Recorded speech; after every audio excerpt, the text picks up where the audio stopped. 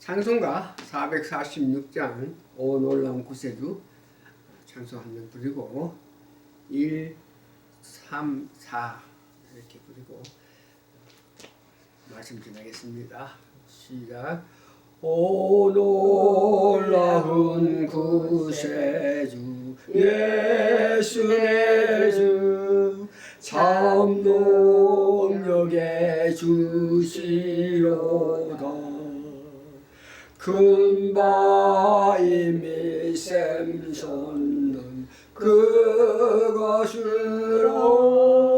내 영혼을 숨기시네. 메마른 땅을 종일 걸어가도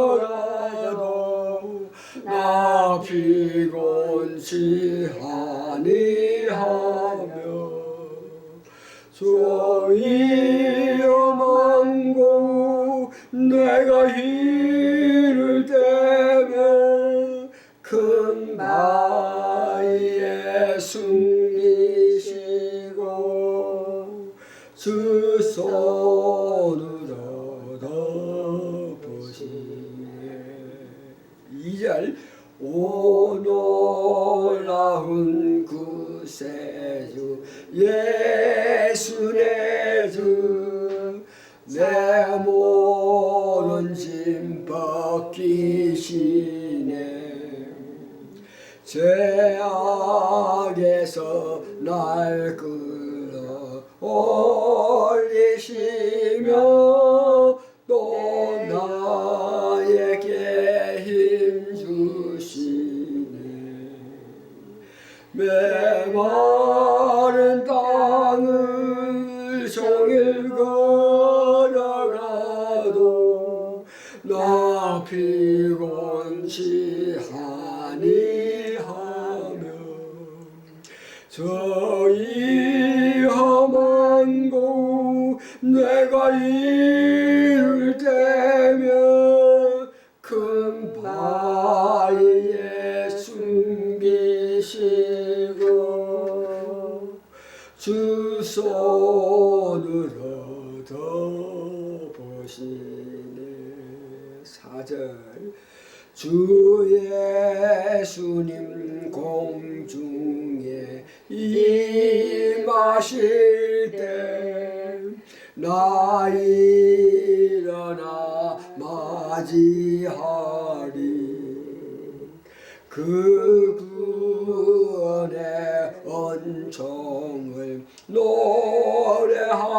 노래하리. 저 천군과 천사 함께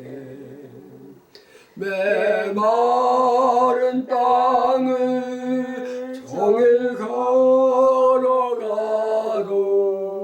나 피곤치 아니하며 저 위험한 곳 내가 힘을 대며 큰 바위에 숨기시고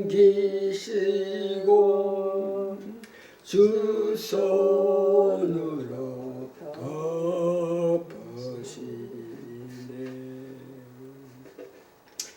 오늘 말씀의 제목은 마리아의 결단이라는 제목으로 전합니다.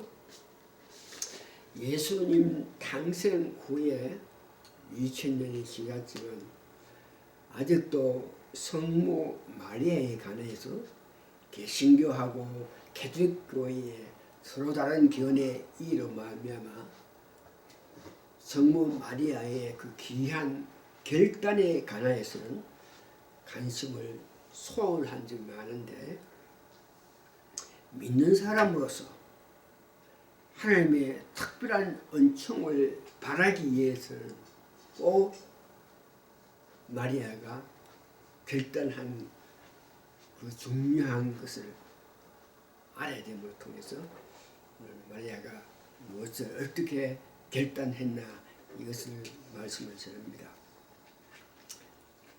그래서 이 마리아에 관해서는 개신교로는 마리아에 관해서 어떻게 생각하고 가톨릭 교회는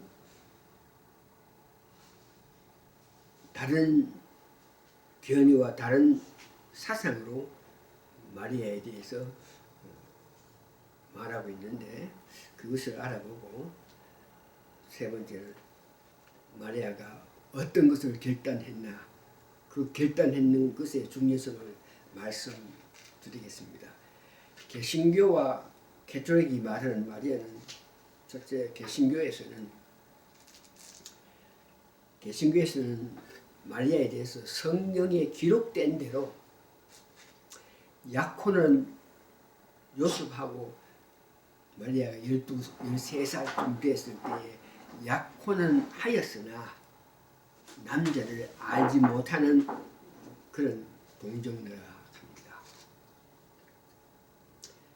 성경에는 그런 마리아는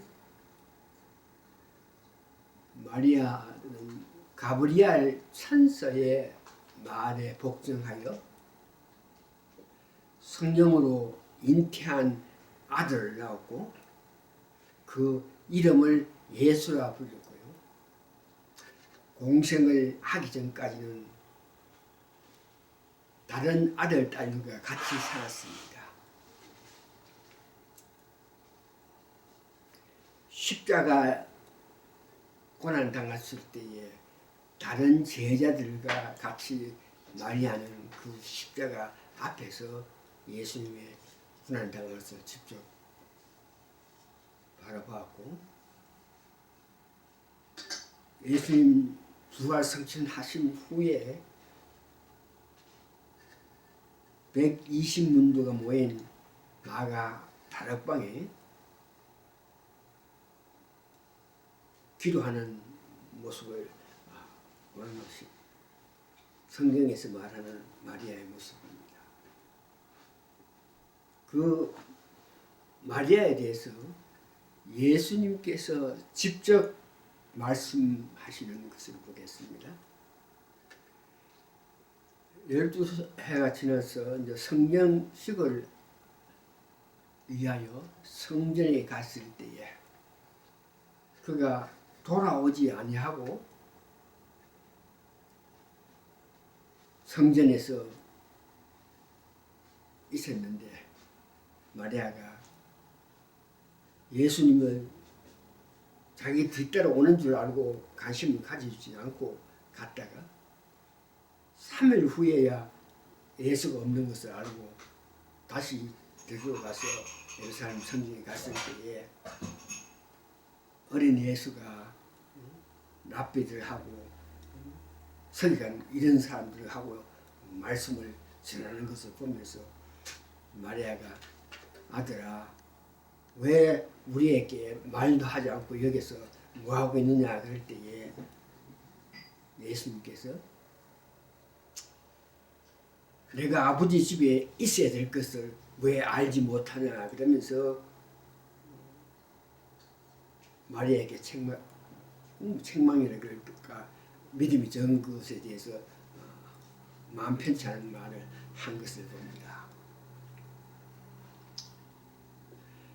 또한 예수님께서 공생을 하시기 시작하면서 이 강야에 가서 제자들과 같이 말씀을 전하고 이렇게 했을 때에 아직까지 마리아하고 그 형제간들은 예수에 대해서 바로 알지 못하고 제대로 알지 못하고 해서 강야에서 말씀을 전하고 많은 다른 백성들과 같이 있는 그 모습을 보고 엄마하고 그 형제들이 걱정해서 찾으러 갔을 때에 예수님께서 누가 내 어머니고 누가 내 형제냐 그러면서 여기 있는 사람들이 나와 같이 있는 사람이 나 부모고 나 형제라고 이렇게 말씀한 것을 봅니다.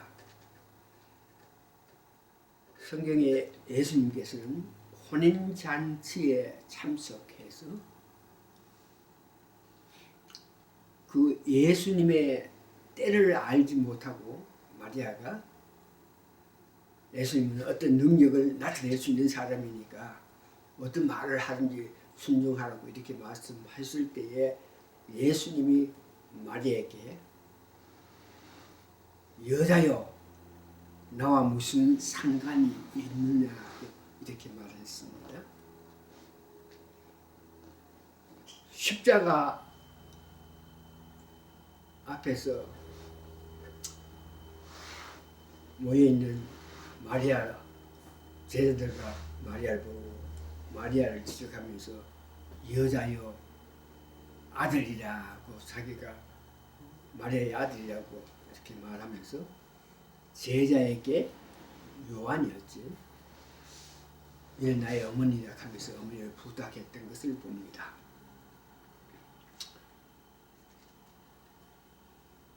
그래서 성경에 보면은 마리아는 천사와 동방박사 또한 선지자가 말한 그 예수님에 대해서 장차 그가 예수라는 이름을 가지고 이 백성을 구원하는 그런 사람이 됐기다 하는 그 말을 가슴에 새기면서 믿고 기도하면서 그 어머니 역할을 잘 한 것을 볼 수 있습니다. 이것이 개신교에서 마리아에 대해서 말하는 성경에 나타나는 모든 것입니다. 가톨릭 교회에서는 그런 마리아를 어떻게 생각하고 있나? 성경에 근거함 없이 이 공의의 예수님, 죄 없는 이 온 백성을 구원하기 위해서 오신 그 예수님을 십자가에 못 박혀 죽게 했던 그 유대인들, 그러면서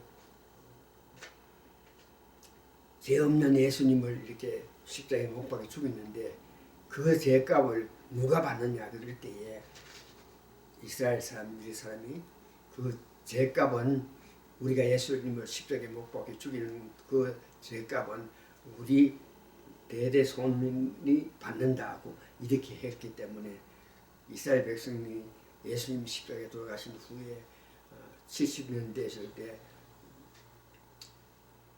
로마의 장군 디도 왕이 와서 성전을 돌 하나 없게끔 완전히 파괴된 그런 아픔을 바라보면서 그 이스라엘 백성들은 예수님을 십자가에 못 박혀 죽기 때문에 살아가면서 온갖 고통을 당하고 하고 있는 그 모습을 봅니다. 그럴 때에 그 이스라엘 백성들은 공의의 예수님, 자기들이 죄를 지었을 때 심판하시는 공의의 예수님보다가 인자하고 자비하고 순교하고 고귀한 예수님의 어머님을 공경하기 시작했습니다. 그래서 그 마리아를 신성으로 높여서 숭배하고 영구적인 처녀성을 주장하고 있습니다. 성모가 예수님 부활해서 40일 동안 이 땅에 계시다가 승천한 것 같이 성모도 승천했다 그러면서 승천한 날을 제정하기도 하고요. 그는 타락하지 않은 무죄로 여겼습니다. 아담과 하와 이후에 모두 태어난 사람은 태어나자마자 죄를 가지고 있는데 마리아는 타락하지 않고 위한 사람이라 여기면서 그를 공경하고 구원의 역사에 있어서는 마리아가 특별한 역할을 했다고 이렇게 믿고 섬기고 있고 기도와 절기로 통해서 마리아를 기르고 성당이라든지 그런 곳에 가면 엄청난 그림 그런 아이콘으로 상징하는 조각, 성당, 성소 등에 등장하게 되었습니다. 그래서 그들이 마리아를 숭배하면서 길이요 진리 생명이신 예수님만이 오직 구원을 받는다. 길이요 진리요 생명. 우리가 천국 가기에는 예수님만이 예수님 피로 말미암아 구원을 받아서 천국 간다 하는 그 원리를 믿지 않고 있는 그런 실정입니다. 이러기 때문에 개신교하고 기독교하고의 마리아에 대한 생각, 마리아에 대한 사상, 마리아에 대한 믿음이 이렇게 다르기 때문에 가급적이면 마리아에 대해서 말을 하기를 꺼려하고 있는 그런 실정인데, 그건 오늘은 성령으로 잉태해서 예수를 낳았지만 그 성령으로 잉태하는 그 과정에서 마리아의 그 결단은 아주 귀한 것입니다.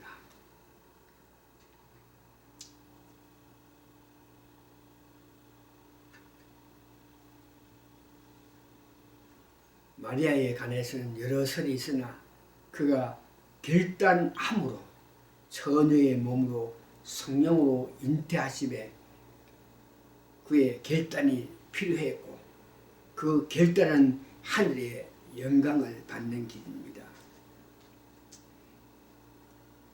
마리아에 대해서 하나님 사에게는 인간을 로봇으로 만들지 아니하시고 각 개인에게 결심해서 결정하게끔 할 수 있는 인간으로 만들었기 때문에 성령으로 잉태한다 하는 그런 가정에서도 마리아가 예 그렇게 하십시오 하는 결단, 마리아가 예스 하는 결단이 필요했다는 것을 말하고 있습니다. 가브리엘 천사가 와서 마리아에게 보라, 네가 수태하여 아들을 낳으니 그 이름을 예수를 하라. 그 아들 이름을 예수를 하라. 그러면서 저는 큰 자가 되고 지극히 높으신 이의 아들이라 일컬음을 받을 것이요. 주 하나님께서 그 조상 다윗의 일을 저에게 주셨다. 그래서 영원히 야곱의 집에 왕 노릇 할 것이라 그렇게 이야기했을 때에 마리아는 그래요. 그래서 성령 잉태 그렇게 하십시오가 아니고 마리아가 걱정하면서 말한 것이 나는 아직까지 사례를 알지 못한다. 약혼을 했지만 남녀간에 성관계를 하지 않았다. 수천여라 하는 것을 이야기하는 것이죠. 그럴 때에 그렇게 걱정했을 때에 천사가 그런 마리아를 설득하기 위해서 성령이 내게 임하고 지극히 높으신 능력이 너를 덮으시니 이러므로 나실 바 거룩한 자는 하나님의 아들이라 일 것이라. 그러면서 성령이 내게 임해서 지극히 높으신 하나님 능력으로 너가 잉태한다. 그러면서 동정녀인 그에게 성령으로 잉태한다 이런 말에 마리아가 걱정을 하고 있으니까 나는 남들을 알지 못했는데 어떻게 애를 뵐 수 있겠느냐 이렇게 걱정했을 때에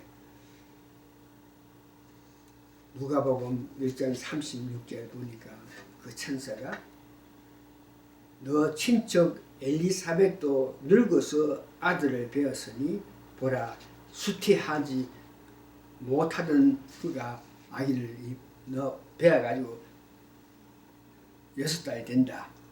그러면서 대저 하나님의 모든 말씀을 능치 못하심이 없느니라. 이렇게 말을 했을 때 이 간증이죠. 간증으로 천사가 엘리사벳에 대해서 간증을 했을 때에 그럴 때에 마리아가 결정하면서 마리아가 가로되 주의 계집 종이 오니 말씀대로 내게 이루어지이다 하매 천사가 떠나는가. 성령으로 잉태할 수 있을까. 천의 몸이 너 몸에 성령이 역사하셔가 성령으로 잉태하게 해가지고 그 낳을 바 예수님이라 하는 것을 마리아가 결단하고 모든 것 다 버리고 하나님은 원하신 하나님의 은혜를 자기가 받아들였을 때에 하나님의 영광을 받은 것을 봅니다. 오늘 이 말씀 가운데 특별히 전도할 때 간증을 할 때에 많은 사람이 간증할 때에 자기하고 직접적인 관계 있는 그런 가까운 최근에 근래에 일어났던 그런 것들로 통해서 간증을 하지 않고 옛날 뭐 2000년 전에 뭐 몇천 년 전에 옛날에 옛적 사람들이 이런 경험을 했다 하면서 간증을 하는데 간증은 오늘 가브리엘 천사가 마리아에게 간증한 것 같이 최근에 누구도 자기 그 사람도 알 수 있는 그런 예를 들어서 간증해서 그들에게 살아계신 하나님 예수님을 전하는 그런 모습에 우리가 전도인이 되어야 되겠다 하는 것을 여러분 기억하시고 마지막에는 결단한 것 자기 모든 것을 버릴 때에 하나님의 영광을 본다. 마리아도 그 당시 사회의 풍습을 보면 약혼했지만 아직까지 결혼하지 않은 사람이 남자와 어떤 관계를 맺어서 애가 뱉다 그러면 돌로 맞아 죽여야 될 그런 사회의 풍습인데 그럴지라도 죽을지라도 나는 천사가 말한 것 같이 성령으로 잉태하는 그 일에 내가 수긍해서 결단하면서 받아들이겠다 그렇게 했기 때문에 아기 예수를 넣었고 그는 하나님의 영광을 바라본 것을 봅니다. 말씀을 정리하면은 오늘이라도 마리아처럼 우리의 모든 것을 주를 위하여 버리면 예수님이 오십니다. 그 예수님이 오시면은 하늘의 영광을 보여주고 하늘의 영광을 보며 알게 될 때에 우리가 이 세상에서 있는 어떤 관계의 영광이라도 버릴 수가 있습니다. 오늘이라도 아직 우리가 내 자신의 모든 것을 버리지 않은 뭐가 있으면 자신의 모든 것을 버려서 예수님이 오셔서 하나님의 영광을 체험하시는 여러분 되시기를 예수님 이름으로 축원합니다. 말씀 오늘 이렇게 정리합니다. 결단해서 모든 것을 주를 위해서 버린 이후에 오는 축복을 체험하시는 2024년이 되기를 예수님 이름으로 다시 축원합니다. 아멘.